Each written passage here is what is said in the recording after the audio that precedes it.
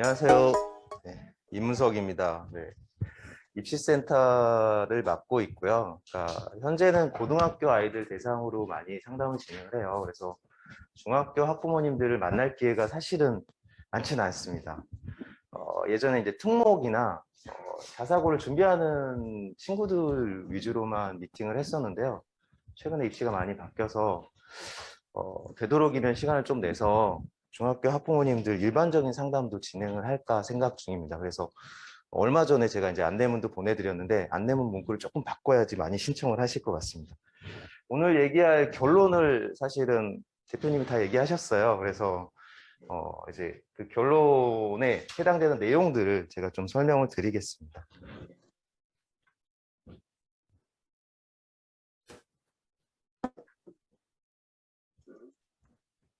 네. 목차부터 좀 보면은 이제 사실 그 있어도 되겠죠? 네. 목차부터 보면은 이제 저희가 어느 고등학교를 가는 게 유리할까라는 부분보다는 이제 어느 고등학교를 가든지 어떤 준비를 하는 게 유리할까라고 생각을 하시면 될 것 같고요. 저희가 첫 번째로 알아볼 거는 이제 고입과 대입은 어떻게 평가를 하는가입니다. 그러니까 평가 방식을 알게 되면 우리 아이가 지금부터 뭘 준비해야 되지? 그러면 고교학점제가 되었을 때, 그 다음에 정책 변화가 있었을 때 평가 방식 중에 어떤 게 바뀔 건지만 확인하시면 되잖아요. 되도록이면 안 바뀌는 부분들도 꽤 많을 겁니다. 그래서 이 평가 방식을 알게 되면, 현재 평가 방식을 알게 되면 나중을 준비할 수 있기 때문에 요거를 먼저 설명을 드릴 거고요. 그 다음에 이제 저희가 다 관심 있어 하는 거죠. 우리 아이를 지금 이런 준비를 시키는 거는 의학 계열을 보내고 싶다, 또는 스카이를 보내고 싶다, 아니면은 과학기술원을 보내고 싶다라는 거잖아요. 현재 이 세 개의 군을 가기 위해서 일반고는 얼마나 진학을 하고 있는지, 특목자산은 얼마나 진학을 하고 있는지에 대해서 보여드릴 거예요. 그러면 이제 숫자를 기준으로 막연하게 어느 고등학교가 유리하다라는 것보다는 숫자를 기준으로 어떻게 가는지를 확인할 거고요. 사실 저는 숫자보다는 전형에 대해서 설명을 드릴 건데 그 부분도 설명드릴 겁니다. 그다음에 이제 새 정부가 이제 이번 달에 들어섰죠. 그래서 교육 정책에 변화가 있는데 앞으로 5년 동안 어떻게 갈지 아직 윤곽이 안 드러나 있습니다. 네. 그래서 최근에 발표한 자료들이 있어서 그 부분을 살펴볼 거고요. 저희 중학교 1학년부터 가장 중요한 게 고교학점제죠. 네. 새롭게 바뀌는 부분입니다. 근데 고교학점제는 아까 대표님이 얘기하신 것처럼 이미 많이 진행이 되고 있어요. 광명시 내에도 엄청 많이 진행이 되고 있습니다. 경기도는 고교학점제 다 시범학교입니다. 그래서 이미 진행을 하고 있어서 교과목 선택에 대한 부분들은 굉장히 다양해지고 있습니다. 근데 중학교 1학년부터 가장 핵심적으로 바뀌는 게 있어요. 이 평가와 해당되는. 그거 하나만 이제 저희가 체크를 하면 될 것 같고요. 나머지는 학교별 선발 특징입니다. 특목 자사를 준비할 수도 있고요. 특목 자사를 준비 안 할 수도 있지만 도대체 고등학교는 어떤 식으로 뽑는지를 확인하시면 왜 이 친구들이 이렇게 뽑을까요? 사실 이 고등학교에서는 대학을 보내려고 하는 거잖아요. 그래서 이 친구들을 뽑아서 대학으로 보내려고 하는데 대학이 원하는 방식으로 먼저 뽑습니다. 선발 효과를 노리는 거죠. 그렇기 때문에 얘네들이 어떻게 뽑는지를 확인하면 우리 아이가 지금 중학교 때 준비해야 될 게 뭐고 그게 고등학교 입시, 대학 입시에 쓰이는구나라는 걸 알 수 있고요. 그걸 위해서 입시센터는 뭘 할 건지 요거를 이제 설명을 드릴 겁니다. 목차는 이제 이해되셨죠? 첫 번째입니다. 이 장표만 이해하시면 현재 입시는 이렇게 하고 있다라는 것을 명확하게 이해하실 수 있습니다. 어떤 거냐면 우리 아이가 이제 중학교 1학년이죠. 중학교 1학년이거나 이제 초등학교면은 중학교에서 고등학교를 가고 고등학교에서 원하는 의학계에 대한 스타일이나 아니면 과학기술을 가는 방법이죠. 여기 안에 있는 내용은 뭐냐면 고등학교에서 평가를 하는 평가 요소들입니다. 그러니까 이걸로 평가를 하겠다라는 거고 요 안에 있는 내용은 뭐냐면 대학에서 평가하는 평가 요소들입니다. 그러니까 요거 가지고 평가를 하는 거예요. 다른 건 없습니다. 첫 번째는 고등학교는 학생부를 봅니다. 학생부를 보는데 우리 아이의 학생부 안에 중학교 1학년이면 아직 학생부를 못 봤죠. 학생부 안에 나이스에 들어가면 이제 나중에 학생부를 보게 됩니다. 학생부 안에 항목들이 수상, 출결, 탕퇴, 원점수, 성취도, 체특, 독서, 행특 뭐 여러 가지가 있습니다. 예를 들면 학교 내에서 상을 받았던 걸 기록을 해주고요. 우리 아이가 아침에 지각했는지 안 했는지를 다 체크를 합니다.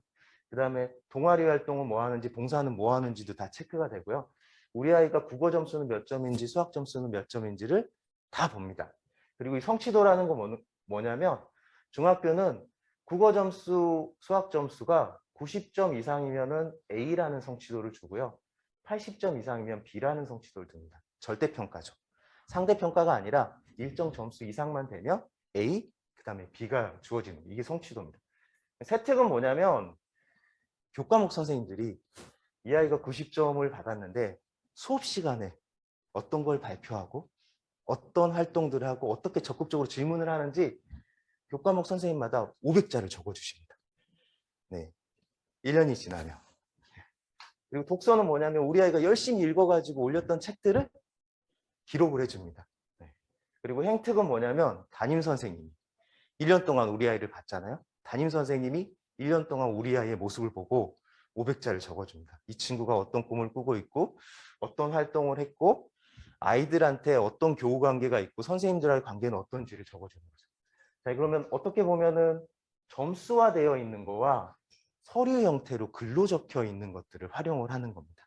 이렇게 보고요. 그 다음에 자소서는 개인이 쓰는 겁니다. 우리 아이가 쓰는 자소서는 개인이 쓰는 거고 내가 여기에 들어가 있지 못하는 거를 어필을 하는 거죠.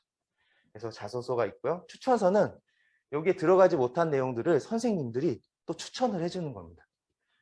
그래서 추천서를 쓰는 거고 면접은 이 모든 내용이 맞는지 확인을 하는 거죠. 그래서 면접. 그래서 요 평가 요소를 가지고 고등학교는 뽑아요. 자, 여기 옆에 있는 숫자가 궁금하신데 이 숫자가 뭐냐면 영재학교는 숫자가 아무것도 없잖아요. 이걸 다 보겠다라는 겁니다. 과학고는 A4번은 안 봅니다. 원점수는 안 봅니다. 성취도만 봅니다. 수학 성취도. 우리 아이가 100점, 수학이 100점인데 우리 아이 수학이 90점인데 알 수 없죠. 과학고는 그냥 A예요. 그래서 이걸 제외하고 본다는 거고 외고는 A 1번 수상도 안 봅니다. 상 열심히 받았는데 4번 원점수 안 봅니다. 6번 교과목 선생님이 써주는 글도 못 봅니다. 그 다음에 C 추천서도 없습니다. 네, 독특하죠. 네. 이렇게 이제 막는 이유는 뭔가 교육부에서 제재 조건을 계속 주는 거예요. 아이들 성적 위주로 뽑지 말라고. 국제고도 마찬가지로 외고랑 똑같습니다. 둘이 똑같은 고등학교니까요. 자사고는 얘네들하고 조금 다른 게 요 세특을 볼 수 있습니다. 네, 교과목 선생님이 적어주신 세특. 그 다음에 비평준 일반고는 뭐냐? 우리 광명지역 내에 있는 고등학교는 이제 9개 고등학교가 있는데 광명지역 외에 경기도에 다른 고등학교를 보내고 싶은데 굉장히 유명한 고등학교 예를 들면 한민고라든지 화성고라든지 양서고라든지 그런 데를 멀리 보내고 싶은데 멀리 보내려면 기숙이 있어야 되겠죠. 그래서 기숙으로 운영하는 학교들입니다. 거기는 이제 비평준학 고등학교라서 성적으로 고등학교를 입학을 하게 됩니다. 거기는 뭘 보냐? 글로 써 있는 건 하나도 안 봅니다. 면접도 안 보고요. 추천서도 안 보고 자소서도 안 보고 오로지 뭐만 보냐? 다 제외하고 원점수, 수상, 출결을 봅니다. 그래서 거기는 원점수가 중요해요. 예를 들면 올해 같은 경우에 한민고를 붙으려면 제가 볼 때 원점수 평균이 99점에서 100점 사이로 왔다 갔다 해야 되는 뭐 이런 상황입니다. 그래서 전교 1등이면 되겠구나라고 생각할 수도 있고요. 자, 그다음에 이제 광명지역 내 일반고는 9개 고등학교가 있어서 그런 일반고는 어떻게 뽑냐? 추첨입니다. 네. 네, 추첨. 그래서 이렇게 고등학교를 가요. 그럼 대학은 어떻게 뽑느냐? 이 모든 고등학교들은 자기만의 뽑는 방식들이 한 가지씩이거든요. 대학은 뽑는 방식이 정말 여러 가지를 뽑습니다. 그러니까 하나의 대학이 한 가지로 뽑는 게 아니라 다양한 방식으로 뽑는 거죠. 대학에서 쓰이는 평가 요소는 학생부는 똑같이 봅니다. 중학교 학생부하고 고등학교 학생부하고 다른 점이 한 가지가 있습니다. 등급이 다릅니다. 이제 빨간색 등급. 중학교까지는 A 90점 이상이면 A, B 이렇게 책정을 했잖아요. 그래서 상관이 없었는데 고등학교는 등급을 책정을 합니다. 등급은 뭐냐면 제가 이제 그 밑에 적어놓은 것처럼 1에서 9등급 평가를 하는데 국어 시험을 같이 봤어요. 국어를 1학기 동안 평가를 했는데 100명이 평가를 하면 그중에 4등까지만 1등급을 주고 11등까지 2등급을 주는 겁니다. 그러니까 5등부터 11등까지는 2등급 이렇게 해서 등급 평가를 하는 겁니다. 이건 상대평가죠. 최근에 광명의 모 고등학교가 과학이나 통합사의 시험 1학년 시험을 봤는데 중간고사 시험을 1등급 컷이 99점이라는 얘기가 있습니다. 다 맞아야 되는 거죠. 그러니까 상대평가입니다. 시험이 어려워서 내가 잘 보거나 쉬워서 잘 보거나 이것도 등수 기준으로 봅니다. 이 등급이 아이들한테 굉장히 압박감이 주어지는 거예요. 예를 하나 들어보면 A라는 90점 이상 퍼센트의 중학교는 대략 한 30% 정도 있어요. 그럼 고등학교 등급으로 따지면 A 성취도 안에 1등급, 2등급, 3등급, 4등급까지 있는 겁니다. 네. 그다음에 이제 세특을 보고요, 행특을 보는데 제가 빠져 있는 거 있죠. 수상이 빠져 있죠. 고등학교도 수상이 있습니다. 근데 전 정부에서 수상을 없앴어요. 그래서 올해 고등학교 2학년부터는 수상이 안 들어갑니다. 그래서 대회를 안 나가요. 그 다음에 뭐가 빠졌냐면 독서가 빠졌어요. 책도 안 읽어도 되나? 그런데 그건 아니고요. 다른 항목이 집어넣습니다. 나머지는 다 똑같습니다. 학생부가. 그리고 면접을 보고요. 뭐가 빠졌죠? 자소서. 올해 자소서 마지막입니다. 네, 올해 자소서 마지막에서 자소서가 빠졌어요. 추천서는 없어졌어요, 이미. 그 다음에 뭘 보냐면 대학은 논술이라고 그래서 대학별로 시험을 보는 경우들이 있습니다. 또 하나, 고등학교랑 다른 거는 수능을 보죠. 네, 11월 달에 이제 아이들이 열심히 하루 딱 그 결정으로 보는 수능을 봅니다. 자, 이런 평가 요소들이 있는데 이거를 활용을 합니다. 아까 제가 얘기한 것처럼 대학은 여러 가지를 활용한다 그랬잖아요. 전형을 여러 개로 운영. 그러니까 1000명을 뽑으면 1000명 중에 뭐 100명은 이런 전형으로, 200명은 이런 전형으로 이렇게 뽑습니다.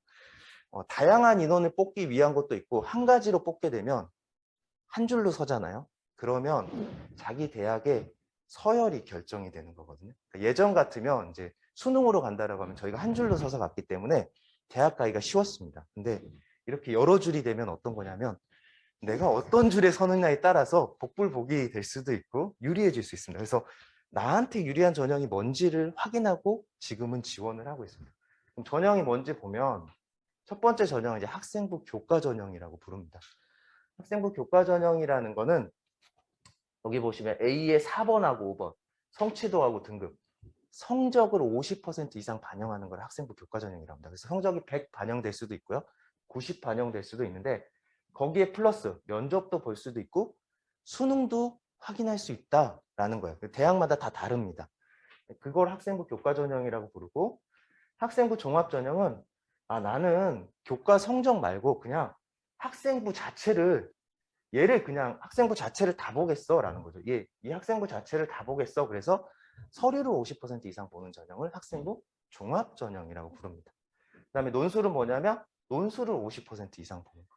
그 다음에 수능을 50% 이상. 근데 수능은 50% 이상이 아니라 거의 100입니다. 네, 그래서 100이라고 기준으로 보는 거고 저희가 이제 지원을 할 때 보면 어떻게 되냐면 여기까지는 수시라고 그래서 고등학생들이 수능 시험을 보기 전에 9월 달에 원서 접수를 합니다. 몇 장을 원서 접수를 하냐면 6장을 원서 접수를 합니다.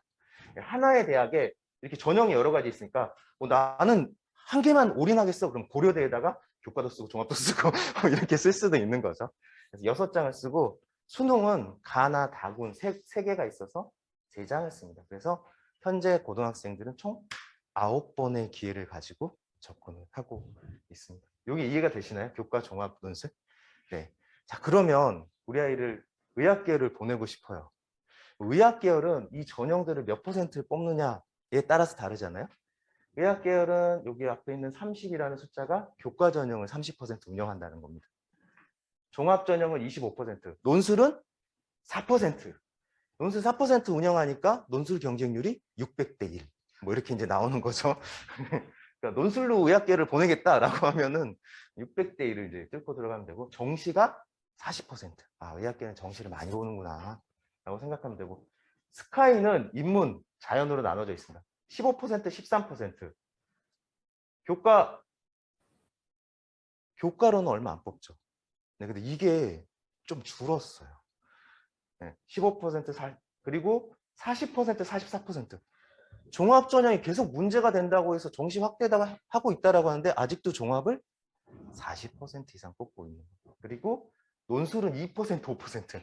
아, 논술은 아니구나라고 생각하시면 되고 정시가 이제 40%까지 확대하라고 그랬잖아요. 그래서 40% 이렇게 운영을 하고 있고요. 과학기술원 같은 경우는 뭐죠? 교과요? 나는 교과로는 안 뽑아. 성적만 가지고는 안 뽑아. 서류 93%. 네. 수능으로도 안 뽑아. 3%뭐 이렇게 되는 겁니다. 그래서 과학기술원 가려면 서류를 준비해야 되는구나 라고 생각하면 됩니다. 이렇게 운영이 되고 있습니다. 그래서 요것만 잘 이해하시면 세부적으로 되게 복잡해요. 안에 들어가면. 근데 큰 기조는 이런 방식입니다. 자, 의학계열부터 저희가 한번 살펴보겠습니다. 그러면 우리가 의학계열을 가고 싶은데 어떤 고등학교가 어떤 전형을 어떻게 보내고 있는지를 보면 뭘 준비해야 될지, 어떤 고등학교를 가면 뭘 준비해야 될지, 어떻게 어떤 고등학교 유리한지도 이제 살펴볼 수 있겠죠. 의학계열 다 저도 보내고 싶습니다. 자녀를. 서울대 의대. 네, 서울대 의대 몇 명 뽑냐면 135명을 2022학년도잖아요. 올해 2022학년도 신입생이 된 친구들입니다. 그래서 135명을 뽑는 거죠. 자, 종합전형 아까 우리가 얘기 드렸죠. 서류를 50% 이상. 종합전형. 종합전형이 두 개네? 학교마다 두 개씩 운영할 수도 있고 세 개로 운영할 수도 있고 다 다릅니다. 이건 학교에서 이름을 짓는 겁니다. 학교마다 이름을 지은데 학부모님이 헷갈리니까 앞에다가 이 대분류를 놓는 거예요. 지역균형이라는 전형이 있고 일반이라는 게 있고 수능. 우리가 알고 있는 아까 수능. 수능으로는 30명. 지역균형으로 40명, 그 다음에 일반으로 똑같이 정확히 65명에서 135명을 뽑았습니다. 보시면 135명 중에 이 두 개를 합친 게 105명이죠. 네, 합격자들입니다. 네. 일반고 72명. 뭐야, 왜 이렇게 일반고가 많이 가지? 광역자사 13명. 전국자사가 몇 개 있냐면 전국에 10개 있습니다. 15명. 학교별로 전교 1등, 그 다음에 추가로 갈 수 있는 거죠. 자, 영재학교 5명. 네. 수능은 확인된 게 26명이 확인이 됐습니다. 30명 중에. 일반고. 수능은 전국 자사고 거 아니야? 수능은 재수생 겁니다. 네, 그러니까 이런 수치가 나오는 거죠. 네, 그 다음에 광역자사, 네, 영지학교 네, 이렇게 됩니다. 어느 고등학교가 유리하다라고 얘기하는 것보다 어떻게 저희가 생각할 수 있냐면 지역균형은 일반고에 전교 1, 2등만 추천받아서 뽑는 전형입니다. 이 얘기인 즉슨 대학은 일반고를 위한 전형을 따로 또 운영을 하고요. 자사고나 이런 학교들을 위한 전형을 따로 운영합니다. 얘 같은 경우에는 교수님 앞에서 30분 동안 수학 문제를 열심히 풀어가지고 얘기를 해야 되는 구조입니다. 근데 물론 의대는 면접이 MMI라고 해서 면접 형태가 좀 다른데 다른 학과들은 문제풀이 형태예요. 그래서 그런 문제풀이가 강한 학교들이 타 학교는 훨씬 더 전공은 훨씬 더 많이 합격자가 나옵니다. 그래서 이런 형태로 본다라고 하면은 대학마다 전형을 별도로 운영을 하면서 각 학교가 유리한 부분들을 이런 학교들을 모아서 뽑아야 되겠다라고 생각하는 거죠. 그래서 학교마다 전형에 대해서 지원하는 것들이 좀 다릅니다. 근데 제가 설명의 자료집 밑에다가 하나 넣어드렸는데 일반고에서 여기 합격한 의대생 자료입니다. 거기 보면 걔는 성적이 1.00이잖아요. 한 번도 1등급을 놓쳐본 적이 없는 거고 그 다음에 수능을 보면은 수능 점수가 수학을 다 맞은 거죠. 그러니까 수능도 잘하는 거죠.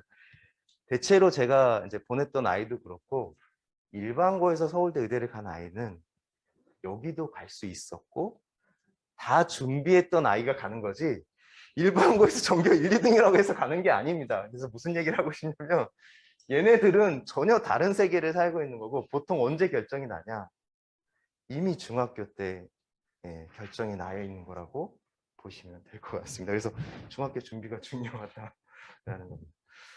의학 계열의 경희대 입시 결과인데요. 이제 2021년까지 진행이 됐는데 저희가 이제 이건 학생부 종합 전형입니다. 서류를 50% 이상 보는 전형이죠. 근데 이제 특이한 거를 보면 여기 보면은 1등급부터 3등급까지 이렇게 있죠. 여기 등급을 보면 의예과 1등급 여기 초반에 있는 아이들은 다 일반고 아이들이겠죠. 근데 쭉 가는데 어떻게 2등급이 대학을 가지? 이 의대를? 그 다음에 3등급도 가네? 4등급 아이들도 갈 수 있네라는 거잖아요. 같은 학생부 종합전형 안에 서류를 보는 전형 안에 일반고 아이들은 이렇게 성적대가 엄청 뛰어난 아이들이 지원을 하고요. 자사고나 이런 아이들은 성적대가 자기네들끼리 이렇게 서로 경쟁하다 보니까 압도적인 성적이 안 나오거든요. 그래서 전교 1등이 2.0이기도 합니다.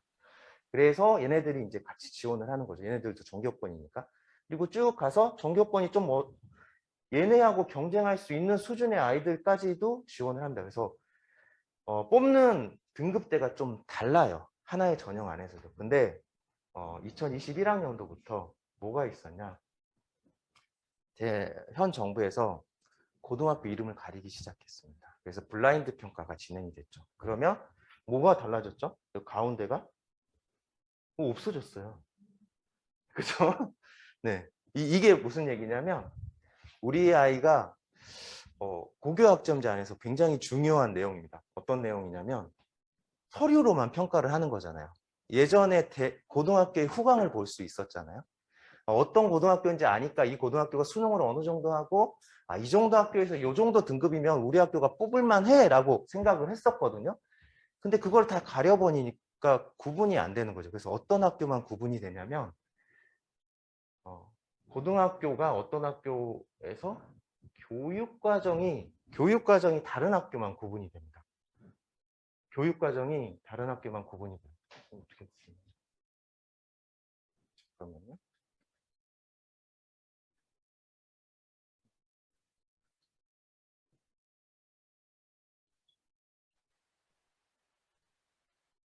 화면이 뭔가 이상해졌습니다. 네, 다시 돌아갑니다. 교육과정이 다른 학교만 구분이 됩니다. 확연하게 교육과정이 다른 학교가 구분이 되는데 뒤에서 설명을 좀 드리겠지만 교육과정 샘플을 좀 넣어놨거든요. 그래서 전국 자사고 중에 완전히 교육과정이 다른 곳들만 구분이 됩니다. 저희가 알고 있는 광역자사, 안산동산고가 계속 미달이 나고 있는 구조거든요. 그리고 서울에는 구별로 자사고들이 계속 있다 보니까 20몇 개 자사고들이 있었는데 지금 자사고들이 입시 실적이 그렇게 좋지가 않아요. 이유는 교육과정이 구분이 안 되기 때문에 예전에는 이름으로 들어갈 수 있었는데 지금은 그게 안 돼요. 자, 이게 어떤 영향을 미치냐면 고교학점제가 진행이 되면 제일 다른 게 뭐냐면 교육과정입니다. 그러면은 교육과정이 좋은 곳에 우리 아이가 들어갔을 때 서류 블라인드 평가를 했을 때 우리 아이가 좋게 평가받을 수 있는 거죠.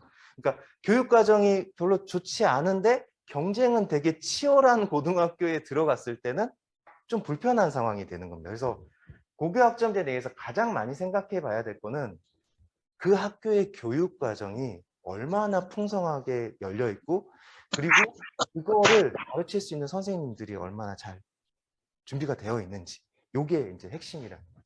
그게 되면은 고교학점제 내에서는 서류평가가 훨씬 더 중요해지는 상황입니다. 의학계열 전체로 놓고 보면 어떠냐면 의학계열 전체로 놓고 보면 학생부 교과 전형이 29.8%, 아까 30% 정도 되고 종합이 26%, 논술 4%, 수능 40% 정도 됩니다. 근데 그러면 학생부 교과 전형으로도 많이 갈 수 있겠네. 근데 우리 아이 보내고 싶은 의대는 수도권 의대입니다. 네, 그러면 전체 교과 중에 저 계속 뭘 건드리죠? 전체 교과 중에 의예과 전체 교과 학생부 교과 전형 중에 요 색깔 보이시잖아요.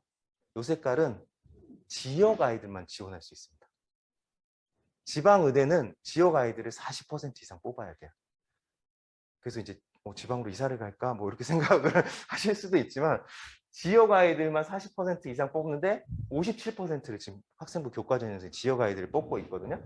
그러니까 43% 정도밖에 안 돼요. 389명밖에 안 되는 거죠. 899명 중에. 교과로도 가기가 좀 어려운 구조이고요. 수도권을 보내고 싶으면 수도권에서는 교과 전형을 8%밖에 운영을 안 해요. 30% 운영이 아니라 수도권의 의대들은 성적으로 뽑고 싶지 않은 거죠. 예를 들면 되게 못하는 고등학교에 1.0이라 그래서 뽑고 싶지는 않은 거예요. 네. 그래서 8%는 운영하고 뭘 운영하죠? 종합전형이 40%, 수능이 40%. 의학 계열을 준비한다라고 하면은 서류를 준비해야 되는 거고 수능을 준비해야 되는 상황입니다. 근데 서류만 보나요? 성적, 서류 안에는 성적이라는 것들이 같이. 그래서 세 가지를 준비를 해야 되는 상황이 이 의학 계열을 준비하는 형태입니다. 수도권 의대는 이렇게 갈 거고 고교학점제 내에 들어가면 어떻게 될까요? 성적이 점수 형태로 드러나 있는 거거든요. 원점수 형태로. 원점수 형태로. 그 다음에 서류 안에 뭐가 들어가 있죠? 어떤 교과목을 선택해서 어떻게 들었는지, 그 교과목 안에서 어떤 활동을 했는지. 그다음에 수능이라는 게 좀 바뀔 수도 있겠지만 그래도 일정 어떤 전국 단위로 시험을 봤을 때 어떤 등급의 형태든지 어떤 점수의 형태가 나오는지를 확인해서 똑같이 평가를 진행을 할 겁니다. 스카이를 한번 살펴볼게요. 그럼 도대체 일반고에는 스카이를 몇 퍼센트 가냐? 스카이 형태로 보면 일반고의 2.4%가 스카이를 합격을 합니다. 이 졸업 대비가 그해 2021학년도에 대학을 갔던 아이들의 모든 아이들의 일반고 출신 아이들 중에 2.4%가 스카이. 물론 이 재수생, 삼수생 포함입니다. 2.4%. 그럼 일반고를 내가 일반고를 졸업하면 2.4%는 스카이를 갈 수 있구나. 영재학교는 57.5%. 아, 너 어디 갔어? 나 서울대. 너 어디 갔어? 나 서울대. 이렇게 되는 거죠. 어때? 과학고는 18.7%. 20%는 가는구나. 외고국제고. 생각보다 외고국제고가 많이 가네? 네, 문과라면 외고국제고를 생각해 볼 수 있는 형태라는 거죠. 17.8%. 물론 2022학년 때 좀 줄 겁니다. 왜냐하면 학생부 교과 전형이 늘어서 일반고가 조금 늘 건데 다시 또 바뀌었어요. 그래서 외고국제고가 또 힘을 발휘하게 될 겁니다. 그래서 보통 한 20% 정도 가잖아요. 밑에서부터. 요거는 자료가 언제 발표되냐면 6월 달에 발표가 됩니다.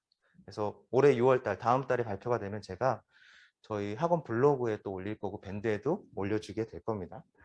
그 다음에 자율고는 자율형 사립고와 자율형 공립고가 포함이 되어 있어서 이 숫자는 이제 전체가 포함이 되어 있는 거라 나중에 이게 조금 바뀌긴 할 겁니다. 자사고는 이제 38개 정도 있는데 저희가 알고 있는 자사고 말고도 서울시 지역 안에 일반고 같은 자사고들도 있거든요. 그래서 숫자가 조금 11%. 제가 생각하기에는 외고국제고와 비슷한 형태라고 보시는 게 나을 것 같습니다. 그럼 이렇게 생각할 수 있죠. 우리 아이를 특목을 계속 살아있을 때 특목을 보낸다라는 거는 우리 아이가 일반고에서 2% 안에 들까? 특목에서 20% 안에 들까? 이 생각을 하고 보내셔야 되는 거죠. 특목만 가면 모든 게 해결이 되는 게 아니라 20% 안에 들거나 2% 안에 드는 학업 역량을 준비를 해야 된다는 겁니다. 중학교 때. 서울대를 놓고 보면 서울대 2022학년도 올해 신입생 3,463명 중에 이렇게 뽑으면 아까 의대에서 봤던 것처럼 지역균형으로 681명, 일반으로 1,592명을 뽑습니다.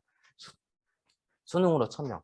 서울대는 사실 수능으로 뽑고 싶은 것보다 이걸로 더 뽑고 싶거든요. 근데 교육부가 40%까지 늘려. 그래가지고 2022학년도 이렇게 되는데 다음 학년도에 이제 늘어납니다.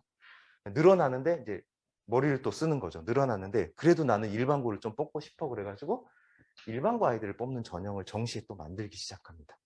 그래서 어느 고등학교를 가든 수능하고 학업하고 서류가 준비가 되면 어떤 시기든지 지원을 할 수 있는 거예요. 전형은 다양하니까요. 자, 여기 보시면 지역균형은 일반고 88.2%. 외고국제고 자사고는 이제 전국 단위 자사고는 못 씁니다. 전국 단위 자사고는 이걸 쓸 수가 없어요. 왜냐하면 써도 떨어지니까. 얘네들은 이 전형을 써야 됩니다. 이 자사고는 뭐냐면 광역 단위 자사고. 그래서 자사고 같지 않은 자사고 형태의 전교 1, 2등 정도가. 자공고는 이제 광명 지역 내 9개 고등학교 중에 충현이 자공고입니다. 그래서 자공고는 특별한 고등학교는 아닙니다. 네.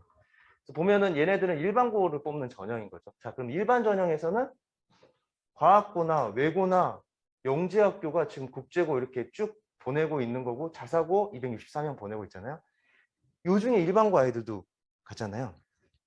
학원 내에서도 일반고 아이들이 일반 전형을 뚫는 아이들은 어떤 아이들이 있냐면 아까 제가 그랬잖아요. 일반 전형. 교수님 앞에 가서 수학을 열심히 풀어가지고 설명을 하는 거죠. 맞아. 그건 어떻게 풀었어? 설명해봐. 설명하는 아이들인 거예요. 중학교 때 이미 그런 과정들을 충분히 갖춘 아이들이 대부분 아마 이 전형에 붙습니다. 그다음에 수능은 아까 말씀드린 대로 60%가 네, 제3수다라고 해서 자 학교로 보면은 학종으로 다 가는 거죠. 일반고는 지금 3개가 고루 분포되어 있지만 사실 수능은 여기서부터 40% 정도만 재학생들이니까 직윤도 갈 수 있고 학종으로 일반도 갈 수 있는 형태고요. 과학고는 대부분 그래서 과학고 가서 우리 아이가 수능으로 대학을 갈 거예요라고 생각을 하면 안 되는 거죠. 교육과정 자체가 다릅니다. 수능을 준비하는 형태가 아니에요. 그래서 서류로 가는 겁니다. 여기 학교. 자, 외고 국제고 가서 우리 아이가 수능으로 갈 거예요. 라고 하는데 지금 보시면 네, 수능으로는 못 가고 얘네들도 열심히 학교에서 서류 준비하는 아이들입니다. 그래서 굉장히 학교 생활이 재밌습니다. 자사고 같은 경우에는 반은 학종으로 가고 반은 이렇게 가잖아요. 자사고 같은 경우에는 좀 아쉬움이 많이 남기 때문에 열심히 학교 생활을 서류 준비를 했다가 나중에는 이제 수능 준비까지 같이 진행을 해서 좋은 학교를 가게 되는 거죠. 서울대 수시 일반 전형 형태입니다. 아까 일반 전형만 뽑아봤어요. 아까 고등학교 전교 1, 2등을 뽑는 전형인 지역균형 말고 전체가 다 지원할 수 있는 일반 전형 형태로 보면 2021학년도부터 제가 얘기 드렸던 게 고등학교 이름이 가려진다 그랬잖아요. 고등학교 이름이 가려지니까 일반고 비율이 내려갑니다. 일반고 중에도 상위 5% 아이들이 들어가는 고등학교들이 있어요. 비평준화 고등학교 중에는 굉장히 유명한 고등학교들이 있어요. 가려지는 구조들이 생기는 거죠. 걔네들이. 서류평가가 2배수 평가거든요. 그러니까 서류에 못 들면 가서 문제를 못 풀어요. 그래서 이렇게 줄어들고 영재학교는 어떻게 되죠? 네, 올라가는 구조가 됩니다. 교육과정이라든지 서류를 봤을 때 이 아이가 뛰어나다고 판단했을 때 면접을 볼 수 있는 기회를 주기 때문입니다. 과학고도 올라가고요. 외고국제고도 약간이지만 올라가게 되고 그렇죠? 자사고도 약간이지만 2021학년도부터 딱 올라가게 되는 거죠. 네, 그런 구조라고 보시면 돼서 고등학교를 선택할 때 중요한 거는 학교 교육 환경, 특히 교육과정이다 라고 볼 수 있을 것 같습니다. 연대입니다. 연대만 가도 좋을 것 같아요. 아이들하고 상담하다 보면 서울대하고 연대까지밖에 모르는 것 같아요. 네, 그래서 그 고등학교 한 1학년, 2학년 때까지도 그러는 것 같습니다. 고3 때 돼야 이제 다른 학교도 있구나라고 이제 생각을 하는데 그 중에 이제 연대는 어떻게 뽑냐? 아까 서울대는 없었는데 연대는 학생부 교과전형. 교과 성적만 가지고도 뽑구나라고 생각하는 교과전형은 역시 추천형을 뽑습니다. 추천형이 이제 각 학교에 5% 아이들이 추천을 받습니다. 아까 서울대는 2명인데 이게 또 바뀌었어요. 5%가 아니라 10명으로 이제 내년에는. 학생부 종합전형은 아까 얘기 드렸는데 서류형으로 봅니다. 540명. 요거는 국제형은 뭐냐? 외고 국제고 아이들을 워낙 좋아해요. 또. 그래서 걔네들이 뽑을 수 있는 형태. 국내고 전형이 있고 해외고 전형이 또 따로 있습니다. 그래서 둘을 나눠 가지고 또 봐요. 얘네들은 일반고가 들어가기가 쉽지 않습니다. 그러면 전형으로 보면 이제 이해가 되시죠? 대학마다 특정 고등학교가 조금 더 유리한 형태로 들어갈 수 있는 전형들을 움직이고 있구나라고 생각을 하시면 돼요. 근데 평가의 방식은 거의 비슷하구나. 교과 성적도 보고 서류도 보고 수능도 보고 라는 형태입니다. 학생부 교과 전형 90%가 일반고죠. 자, 이 전형 때문에 광문고라든지 명문고가 작년에 연대를 수능 없이도 대학을 가죠. 성적만 내밀면 되거든요. 자사고는 못 가는 거죠. 왜냐하면 자사고학과 전교 1등이 2.0인데 1.0하고 2.0하고 난 자사고 2.0이에요. 더 생각해 주세요. 라는데 아니 나 우린 숫자만 봐. 이런 거죠. 그러니까 너가 숫자만 보는 거 말고 서류로 보고 싶으면 이걸로 지원해. 라고 하는 겁니다.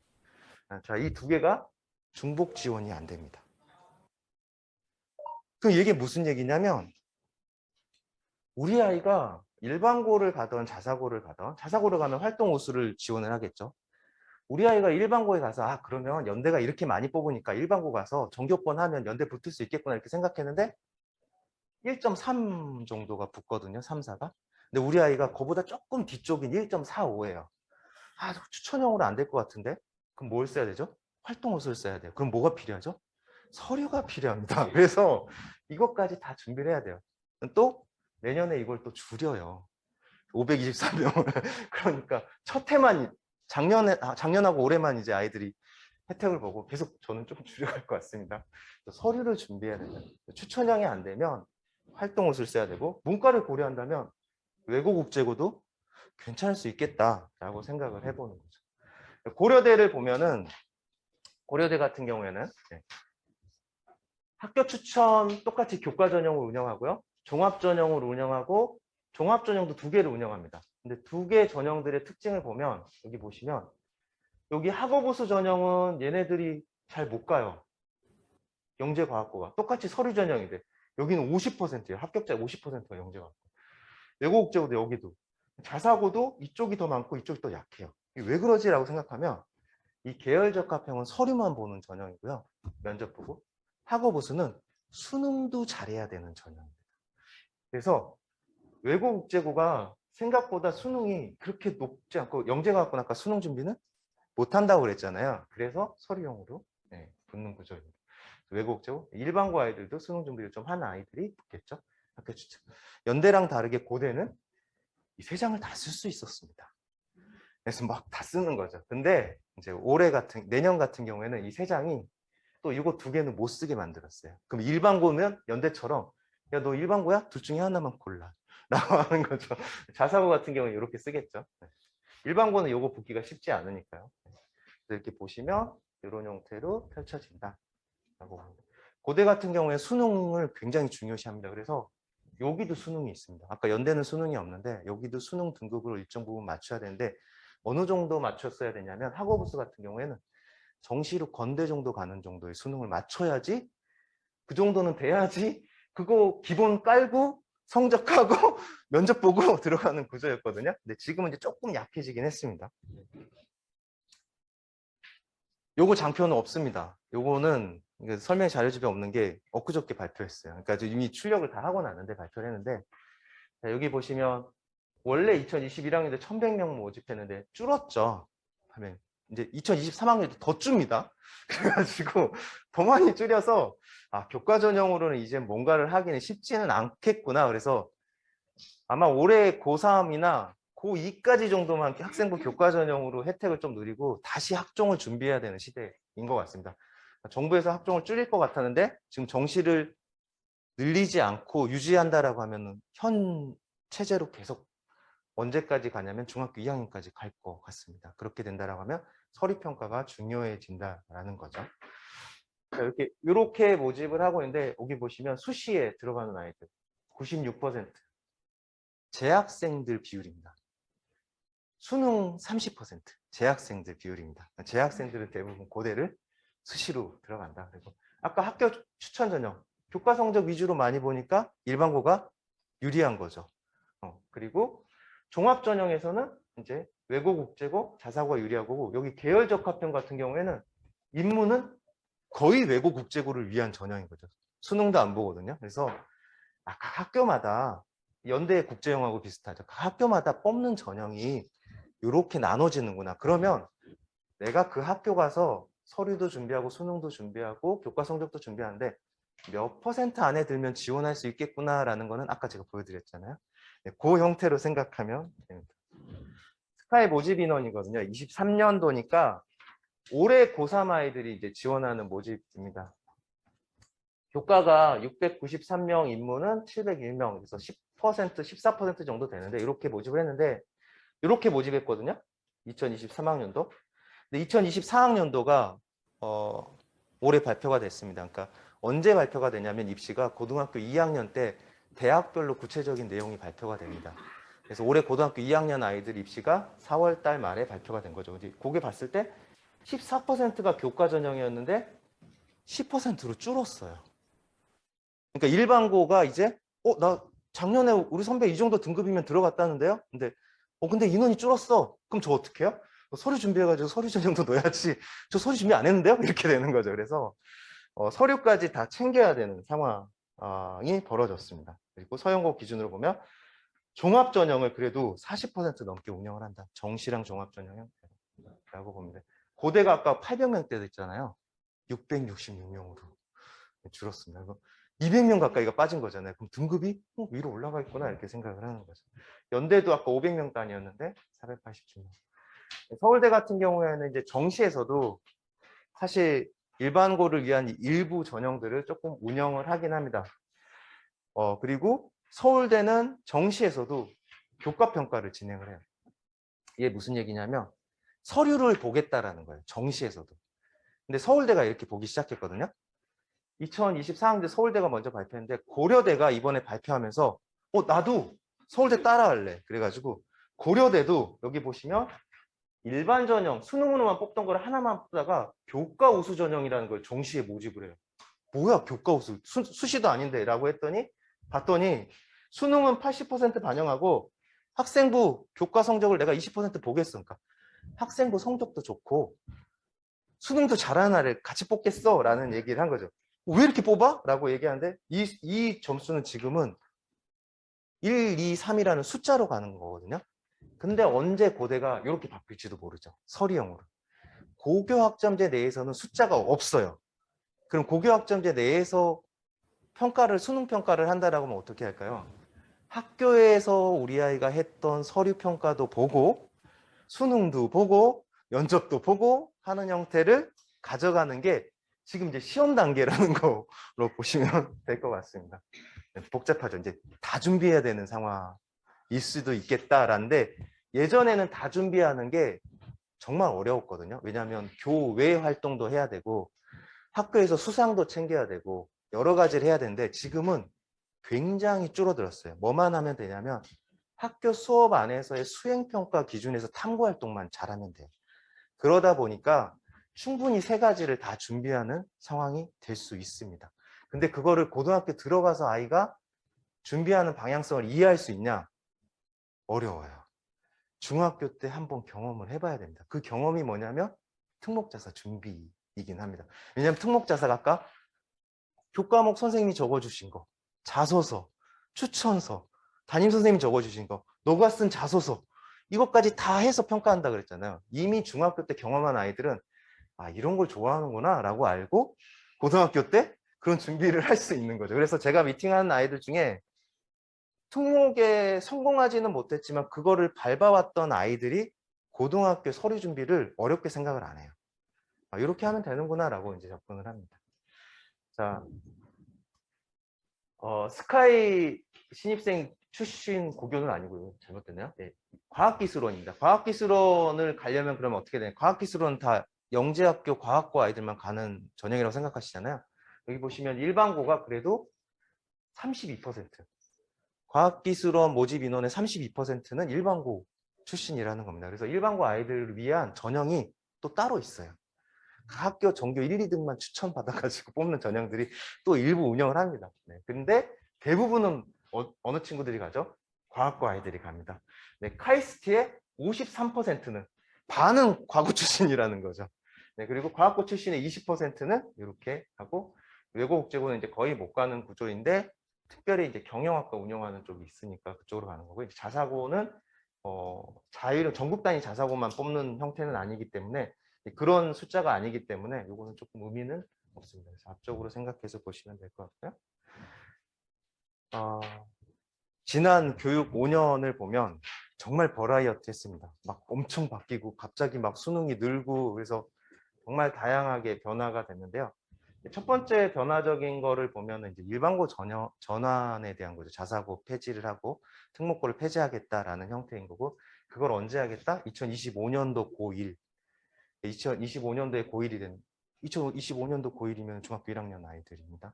그때부터 폐지를 하겠다라는 거를 얘기하고 전환할 때 지원금을 마련해 줄게 얘기하고 뭘 바꿨냐면 계속 문제가 돼서 서류평가에서 계속 문제가 돼서 서류 항목을 계속 줄입니다. 그래서 자기소개서 추천서 있었던 것들을 계속 줄여가서 이제 2024학년도 내년 고등학교 2학년 올해 고등학교 2학년 아이들부터는 학생부 하나만 보겠다.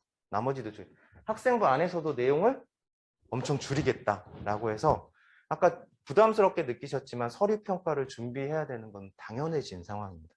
특히나 고교학점제 내에서는 성적이라는 것 자체가 없기 때문에 그거를 꼭 준비를 해야 됩니다. 이런 형태로 계속 반영이 되고 있고요. 블라인드 평가 진행해가지고 학교 이름을 가려버린 거죠.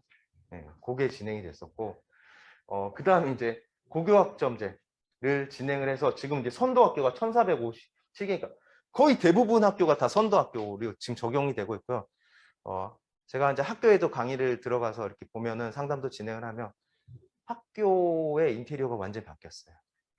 이제 어느 학교는 200명이 모이는 대강당이 있는 경우들도 있고요. 공부할 수 있는 환경들, 카페형도 있고. 그래서 고교학점제 내에서는 이제 그게 필요하거든요. 어떤 게 필요하냐면 공강 시간에 수업 시간 빈 시간들이 생겨요. 그 시간에 내가 있을 곳들이 필요하고 뭐 여러 가지가 있어서 이런 공간들이 변화가, 그래서 학교 인테리어 엄청 많이 진행을 하고 있고 학교 환경이 변화가 되는데, 이 환경에 더 발빠르게 또 움직일 수 있는 곳들이 특목자사이긴 합니다. 왜냐면 돈이 많기 때문에. 네. 자, 향후 5년은 어떻게 될 거냐? 이게 지금 이제 종로에서 발표됐던 내용들 중에 현재 변화되고 있는 구조에서 우리는 이렇게 생각한다라고 얘기를 한 거죠. 그래서 자사고 외고 폐지는 반대다. 계속 유지할 거다. 고교학점제는 중립 정도인데 이제 여기 반대도 있었는데 아마 흘러갈 것 같습니다. 네. 근데 언제일지는 모르겠지만 일정대로 흘러가면 중학교 1학년 지금 아이들이 적용이 되고요. 조금 미뤄지면 그 다음 학년도도 될 수 있을 텐데 좀 시기를 봐야 되겠죠. 정시 확대가 찬성이었거든요. 이래서 정시가 50%까지는 늘겠구나 라고 생각했는데 얼마 전에 정시 확대는 없던 얘기로 네, 진행이 됐습니다. 그래서 정시 확대는 없던 얘기 중에 이유는 여러 가지가 있었지만 아무튼 지방 대학의 신입생 충원이 어렵다. 그래서 이제 정시 확대는, 자사고 외고 폐지는 안 될 가능성이 높을 것 같고요. 고교학점제는 시행이 될 것 같고요. 네, 정시 확대는 지금 결정이 난 거니까 이대로 유지가 되겠다라고 이제 생각을 하시면 될 것 같아요. 시기적으로 보면 이제 이렇게 원래는 일정이 잡혀 있었거든요. 우리 아이가 달라지는 점은 뭐냐면 7년마다 한 번씩 교육과정이 바뀝니다. 네. 2015 개정 교육과정을 지금 운영을 하고 있어요. 이 교육과정이라는 것은 교과서도 바뀌고 교과목도 바뀌는 겁니다. 2022 교육과정을 지금 진행을 하고 있어요. 언제 적용이죠? 25년도 고등학교 1학년.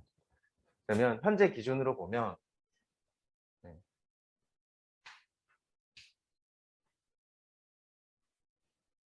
죄송합니다. 네. 현재 기준으로 보면 여기가 지금 2022가 요게 고등학교 1학년 아이들이죠. 올해 고등학교 1학년. 중3, 중2, 중1. 네, 중1 이후입니다. 자, 뭐가 바뀌냐면 교육과정이 바뀝니다. 뭐 이렇게 생각하시면 돼요. 지금 있는 교과서가 아니라 새로운 교과서. 네, 라는 게 첫 번째고요. 지금 이제 거의 막 발표하고 있습니다. 그 다음에 두 번째 뭐가 바뀌죠? 평가제도가 바뀝니다. 이게 되게 중요합니다. 평가제도가 바뀌는데 성취평가를 확대하겠다는 얘기는 뭐냐면 ABC 평가를 확대하겠다는 얘기입니다. 그럼 1에서 9등급을 없애겠다는 겁니다. 그럼 아까 일반고가 갔던 전형은 뭐죠? 학생부 교과 전형. 1에서 9등급을 활용하는 전형. 그 전형은 이제 없다라고 생각하면 됩니다. 그 전형이 없으면 그럼 뭘로 뽑는 거야? 학생부 종합 전형. 학종을 다시 한다고? 지금 서류평가를? 평가할 게 없어요. 서류평가밖에. 네. 그래서 성취평가제를 확대를 하는 게 고등학교 1학년부터입니다. 그럼 뭐가 유리해지죠? 성취평가제를 하면 교육 환경이 좋은 데가 유리합니다. 상대평가가 아니잖아요. 경쟁자끼리의 상대평가가 아니기 때문에.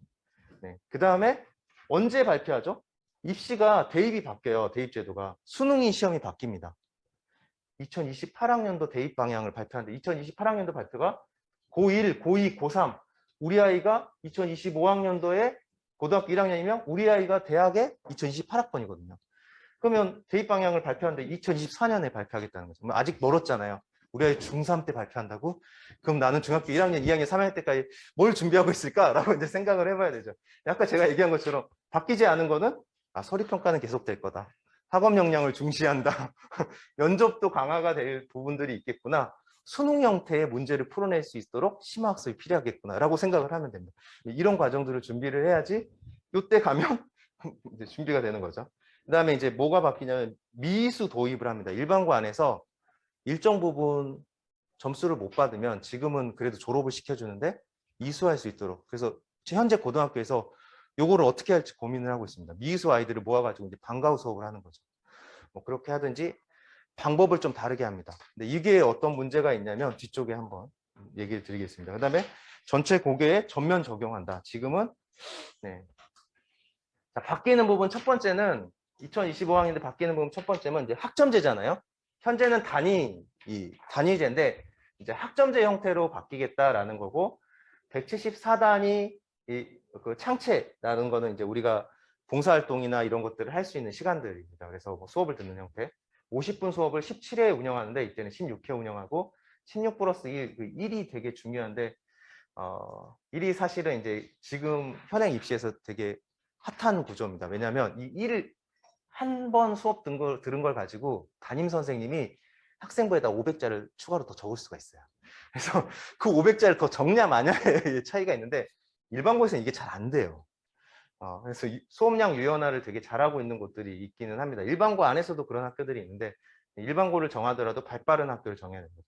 자, 학점제로 이미 2023학년도부터 바뀝니다. 내년에 고등학교 1학년 아이들은 단위가 아니라 학점이라는 걸로 바뀌고 204단위에서 192단위가 되니까 일주일에 2시간씩 비어요, 지금보다. 근데 그럼 학교를 빨리 끝내줄 거냐? 그렇지는 않을 거고 2시간 동안 너가 다른 과목을 들을 수 있는 기회를 줄게 라고 하면 할 겁니다. 그래서 어떤 게 중요해지냐? 주당 시간이 줄어드는데 공강 시간, 쉬는 시간을 활용해서 그 2시간 동안 내가 무언가를 할 수 있는 프로그램이라든지 장소가 충분한 학교가 우리 아이한테 유리한 거죠. 그런 학교 환경을 가지는 곳이 어딘지를 생각을 해봐야 되는 거고 개인별 시간표가 주어집니다. 계속 이동해야 하는 거죠. 그래서 지금 인테리어를 바꾸는 거거든요. 그러니까 대학생이 된 거예요, 아이들이. 난 시간표 이렇게 짜가지고 난 저쪽 방 갔다가 이쪽 방 갔다가 이쪽 방 갔다가 내가 앉아서 수업을 듣는 게 아니라 왔다 갔다 이제 하는 거죠. 근데 그러려면 수업 환경도 되게 좋아야 되고 그렇게 선택을 많이 했는데 선택을 많이 하려면 과목을 많이 깔아야 줘야 되잖아요. 그러려면 과목을 선생님이 있어야 되는 거죠. 일반고에서 이게 가능할지 라고 생각을 해보셔야 되잖아요. 그래서 교육과정 편성표를 보면서 교육과정이 얼마나 풍성한지가 고교학점제 내에서는 우리 아이가 유리한 고등학교다라고 생각합니다. 현재 상태의 교육과정이 풍성한 곳은 특목이나 자사고다라고 볼 수 있고요. 만약에 특목 자사가 없어진다 그래도 사실은 걔네들이 일반고로 전환되잖아요. 걔네들 교육과정 그대로 가져가거든요. 그러니까 이제 그 지역 내에 있는 곳에서는 그곳을 보내보려고 이제 하겠죠. 그다음에 교실 경계가 이제 확장이 되는 구조인 거고요. 성취평가제가 우리가 진행을 하는데 성취평가제를 더 확대하겠다는 거잖아. 그러면 지금 현재는 석차 등급을 보고 있는데 어디까지 석차 등급을 보냐? 공통 과목하고 일반 선택 과목까지 현재 석차 등급 1에서 9등급 평가를 합니다. 상대평가. 그다음에 진로 선택 과목만 성취평가를 합니다. 근데 이게 이렇게 바뀌면 요거 자체가 선택 과목이 되는 거거든요. 전체가. 요거 자체가 선택 과목이 되면 어떻게 되냐면 이 선택 과목은 다 성취평가를 하겠다는 거예요. 그러니까 현재 일반 선택 과목들 다 포함해서. 그 무슨 얘기냐면 공통 과목. 고등학교 1학년 때만 1에서 9등급 평가하고 2, 3학년은 다 성취평가인 거예요. 한 1년밖에 안 돼? 고등학교 1학년? 그럼 대학에서는 고등학교 1학년 그 점수 가지고 뽑을까요? 2, 3학년에 애가 뭐 어떻게 달라질지 모르는데. 그렇기 때문에 학생부 교과 전형은 굉장히 힘듭니다. 그 다음에 학생 수준에 따라서 기본 수학과 기본 영어를 들을 수 있는데요. 이 얘기가 이제 되게 웃깁니다. 원래는 공통 수학을 듣는 거거든요. 통합 수학을 듣는 건데 미수 할 것 같으니까 기본 수학을 너는 들어라고 얘기를 할 수 있거든요. 그러면 한 학교에서 기본 수학을 듣는 아이들, 그 다음에 공통 수학을 듣는 아이들 있잖아요. 그럼 100명을 50명, 50명씩 나누면 50명의 4%가 1등급이잖아요.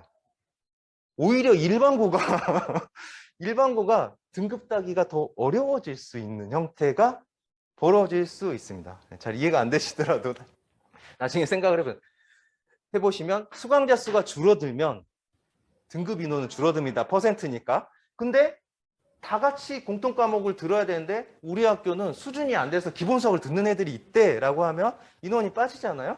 문제가 생길 수도 있다. 그래서 기본 수학이나 기본 영어를 듣는 것보다는 좀 더 잘하는 아이들이 있는 환경에서 하는 게 오히려 등급에도 유리할 수 있다. 그래서 이렇게 보시면 됩니다. 그러니까 특목 자사를 준비한다는 의미적으로 이제 생각을 해볼 수 있는데요. 시간이 엄청 많이 갔네요. 대입 관점에서 보면은 특목 자사를 준비하는 아이들의 첫 번째는 특목 자사에서 뭘 물어보냐면 진로를 물어봅니다. 너 뭐 하고 싶니? 특목 자사를 준비하는 아이들은 중학교 때 자신의 진로에 대해서 다시 한번 생각해보고 점검을 해보는 과정이 되고요. 특목 자사를 준비할 때 교과 성적을 준비할 수밖에 없습니다. 아까 ABC 평가를 진행을 하기 때문에 교과 성적들을 준비를 합니다. 서류를 준비하게 되죠. 면접을 준비하게 됩니다. 왜 수능을 준비하게 되냐? 특목 자사를 준비하는 아이들은 고등학교 들어가서 내가 경쟁을 할 수 있는 환경에서 경쟁을 하기 위해서 미리 또 학업을 준비를 합니다. 학습 관점에서 보면은 그래서 학교 수업을 되게 잘 듣게 되고 시험에 신경을 쓰게 되죠. 특목자사 준비 안 한다 그러면 먼 얘기잖아요.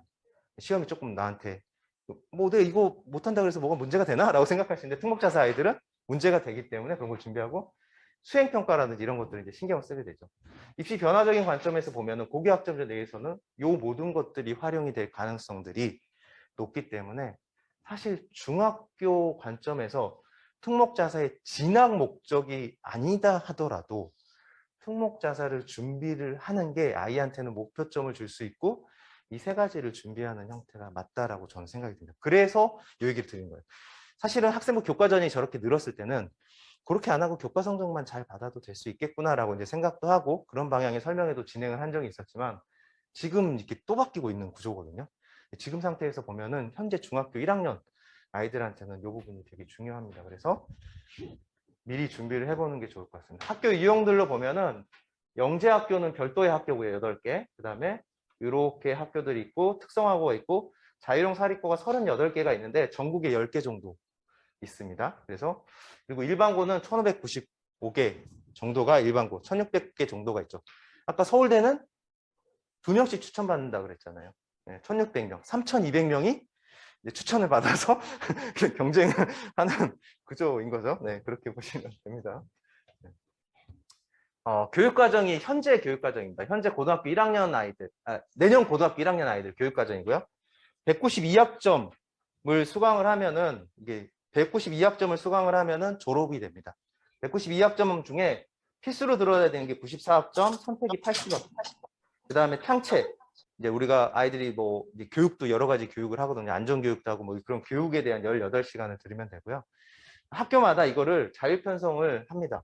요 80%. 그리고 우리가 생명 중점이니 과학 중점이니 이렇게 얘기하는 거는 이 자율 편성 80학점 중에 50%, 40학점을 그 과목으로 과학 과목으로 다 하면은 과학 중점, 생명 과목으로 다 하면은 생명 중점이라고 부르고 있습니다. 이렇게 운영이 되고 이게 공통 과목입니다. 이 1학년 때 듣는 과목이죠. 국어, 수학, 영어. 그다음에 여기 옆에 있는 거는 학점인데 학점은 어떻게 생각하시면 되냐면 1학점이 일주일에 1시간이라고 보시면 됩니다. 그래서 4 나누면은 1학기 때 4학점짜리를 듣는다고 그러면 일주일에 4시간 수업이 듣는 거죠. 네, 그렇게 보시고 이렇게 보면 되는데 보통 교과라는 거를 지금 듣는데 그러면 이제 어떤 교과목을 듣냐? 이제 보통 교과목에 아까 보는 것처럼 공통 과목이 있고요. 일반 선택이 있고 진로 선택이 있습니다. 현재는 어떻게 한다고요? 공통 과목과 일반 선택까지 1에서 9등급 평가를 한다. 앞으로는 고교학점제는 어떻게 된다고요? 얘만 1에서 9등급. 나머지는 다 A, B, C 평가를 한다라는 거죠. 그래서 요만큼만 1학년 때만 이제 딱 성적을 하죠. 1학년 때만 상대평가를 하는 거잖아요. 언제 준비하죠? 중학교 때 준비해서 바로 들어가자마자 엄마 나 저기 고등학교 가면 열심히 할게. 방학 동안은 중3 겨울방학 동안은 조금 놀면 안 될까라고 하는데 5월 달에 시험이거든요. 그래서 네, 중학교 때 준비한 내용들 가지고 접근을 합니다. 전문 교과는 뭐냐면 아까 우리 특성화고 하고 특목고 뭐 이렇게 되는데 특목고 특수한 목적을 가지고 있는 고등학교 예를 들면 과학고, 외고, 국제고. 국제고 같은 경우에 국제 인재를 양성하는 고등학교입니다. 그래서 일반 아이들이 이제 가는 거고 외고는 외국어 인재를 양성하는 곳이고 과학고는 과학 인재를 양성하는 곳입니다. 그래서 보통 교과하고 전문 교과를 72학점 이상 들어야 돼요. 아까 보통 교과 안에 있던 내용 말고 여기 있는 내용을 72학점을 들어야 됩니다. 그래서 교육과정이 완전히 다릅니다. 과학고 교육과정, 그다음에 외고 국제고 교육과정, 이게 국제고 교육과정입니다. 외고하고 국제고의 다른 점 뭐냐면 외고는 전공어를 2개 듣습니다. 전공어 2개를 듣는 거고 국제고는 전공어 하나에 국제 관련된 교과목을 듣는 겁니다.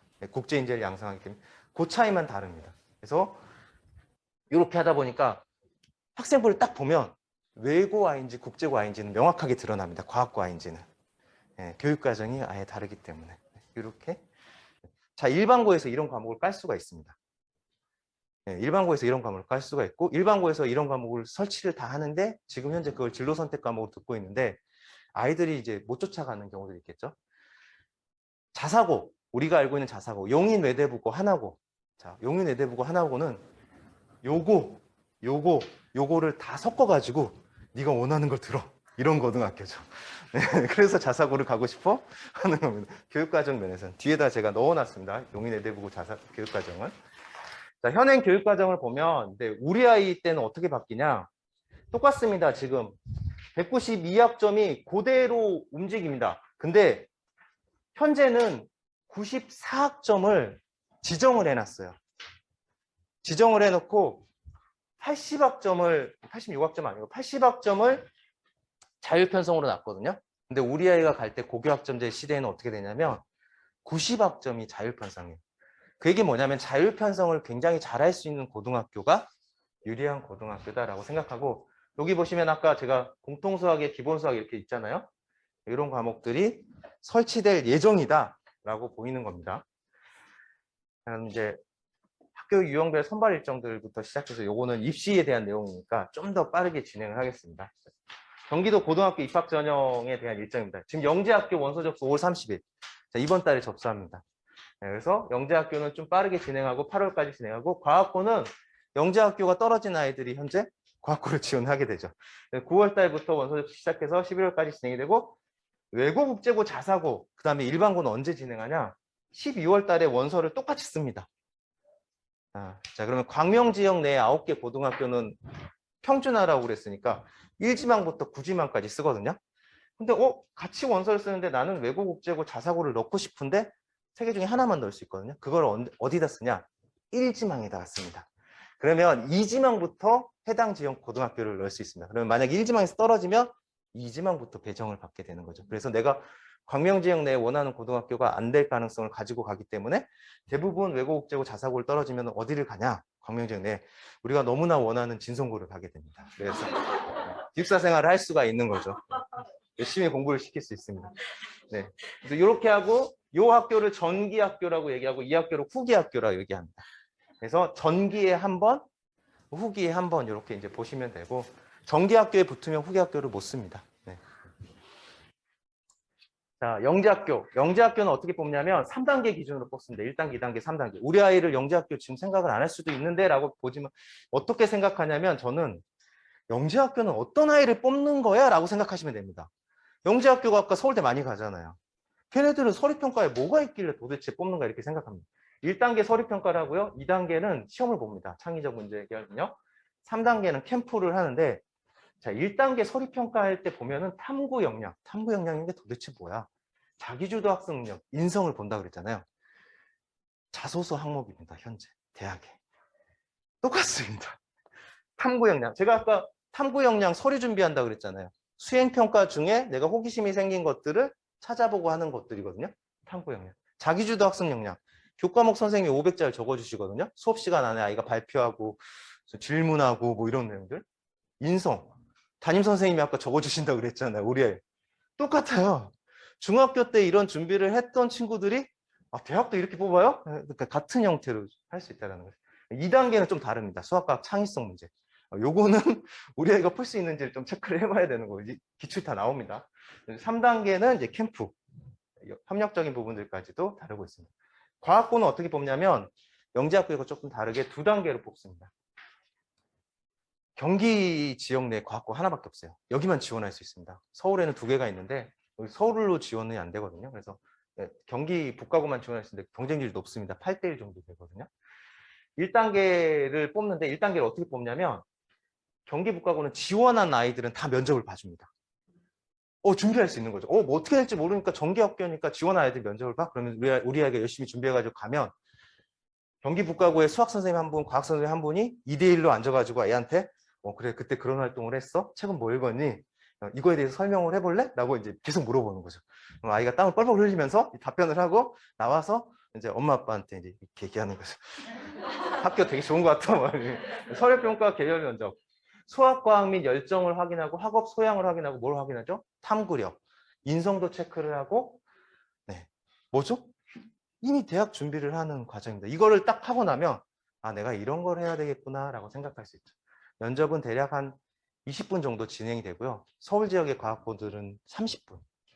30분 동안 이제 막 탈탈탈 털린 다음에 네, 보는 거죠. 자, 2단계는 이제 시험을 봅니다. 똑같이. 영재학교처럼 수학에 관련된 시험을 보게 됩니다. 외국어국제고는 어떻게 선발하느냐? 외국어국제고는 1단계가 그냥 영어 내신하고 동점자 처리하는 국어하고 사회만 있으면 됩니다. A만 있으면 돼요. 아까 원점수 안 본다고 그랬으니까. 그래서 그냥 1단계가 다 통과합니다. 그 다음에 2단계는 뭐냐? 면접을 봅니다. 2단계 면접을 보는데 면접 시간이 5분, 8분. 그래도 아이들이 몇 날 며칠 연습을 해가지고 준비를 합니다. 그게 또 도움이 됩니다. 자소서도 쓰게 되고요. 자사고는 똑같은 방식입니다. 교과 성적을 보는데 외국국제고가 영어하고 국어 사회를 보는 반면에 자사고는 전체 과목들을 다 이렇게 본다라고 보시면 되고, 그 다음에 2단계 서류 평가를 진행하는 곳도 있고 면접만 보는 곳도 있고. 아까 제가 비평준 일반고 얘기 드렸잖아요. 한민이나 여기는 아무것도 안 보고 내신 성적을 우리 아이가 100점을 만점을 다 받아가야 되겠구나. 예체능이 B가 나오면 못 갑니다. 그러니까 예체능도 A를 받아야 되겠구나. 실경이나 봉사 학교 활동을 하면 되겠구나. 그러니까 얘는 완전히 숫자로 가는 겁니다. 그래서 우리가 고등학교 경기도 고입 내신 200점 만점에 190 몇 점이라더라 이 얘기 있잖아요. 그걸로 가는 겁니다. 200점 만점에. 자, 학교 유형별 내신 반영을 보면 영재학교는 다 반영이 되고 원점수까지 반영이 되고 경기북하고 수학, 과학의 성취도만, 전국은 외국국제고는 이제 영어, 국어, 사회는 동점자 처리. 자, 쭉 이렇게 보시고 요게 표시예요. 동그라미가 기타 과목이면 뭐죠? 전체 과목들까지 다 보느냐, 그렇지 않느냐, 뭐 태길이냐, 뭐 1학기, 2학년 1학기부터 3학년 2학기까지 하는 거냐, 그렇지 않느냐, 뭐 이렇게 보시면 되고, 모두가 A여야 거의 되는구나 라고 생각하면 됩니다. 그러면 요 준비를 하게 되면 우리 아이가 90점 이상 다 맞춰갈 수 있도록 항상 노력을 하겠죠. 영재학교 제출 서류를 보면 학교생활 기록부 전체를 다 보고요. 자소서 보시면 광주가고 4개 문항 4,500자 4,500자를 막 써야 됩니다. 그리고 추천서가 들어가야 되는 거고, 나는 의학 계열에 지원하지 않겠어요. 동의서를 이제 부모님하고 서약을 해야 되는 거고요. 과학고 같은 경우에는 뭐가 빠지냐면 영재 기록 사항이 빠지고 원점수를 못 봅니다. 그다음에 이제 자사고 같은 경우에는 아까 학교생활 기록부에 조금 차이가 있다고 그랬잖아요. 그리고 대부분 자소서는 한 1,500자, 2,000자 정도고요. 외국국제고도 자소서는 1,500자, 2,000자 정도 진행됩니다. 학생부에서 영재학교는 전체를 다 보고요. 경기북가고 같은 경우에는 이제 수상은 한 학기에 하나 정도. 그래서 이렇게 체크를 해요. 그래서 체크하게 되는 구조들이 있거든요.